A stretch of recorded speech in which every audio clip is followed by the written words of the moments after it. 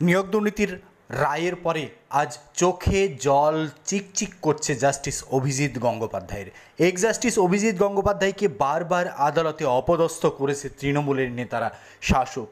অভিজিৎ গঙ্গোপাধ্যায় যখন রায় ঘোষণা করেছেন, সঙ্গে সঙ্গে স্টে অর্ডারের কাগজ তার হাতে ধরিয়ে দিয়েছে, আর তাতে সামিলও হয়েছিল কয়েকজন আইনজীবী রাজ্য সরকারকে সহায়তা করার জন্য। সেগুলো আজ তুলে ধরলেন জাস্টিস অভিজিৎ গঙ্গোপাধ্যায়।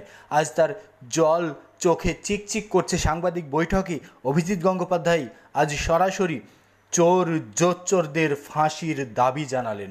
দেখুন অভিজিৎ গঙ্গোপাধ্যায় সাংবাদিক বৈঠকে কি বলেছেন। সরাসরি অভিজিৎ গঙ্গোপাধ্যায় আজ জোচ্চোরদের ফাঁসির দাবি জানালেন। নিয়োগ দুর্নীতিতে বড় রায় কার্যত নাড়িয়ে দিয়েছে গোটা রাজ্যকে। নবান্ন এই মুহূর্তে কেঁপে গেল।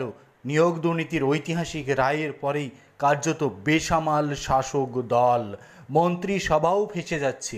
এক কথায় সুপার নিউমেরিক পোস্টে অনুমতি দেওয়ার জন্য মন্ত্রিসভায়ও কাঠগড়াই উঠেছে। সিবিআই তার নিয়ম মতো তদন্ত চালিয়ে যাবে, কন্টিনিউ করবে সিবিআই, সেটাও জানিয়েছে আদালত। আর সেই প্রসঙ্গে অভিজিৎ গঙ্গোপাধ্যায় বলতে গিয়ে চোর জোচ্চোরদের ফাঁসির দাবি তুললেন। তোমাদের ফাঁসিতে ছড়াবো,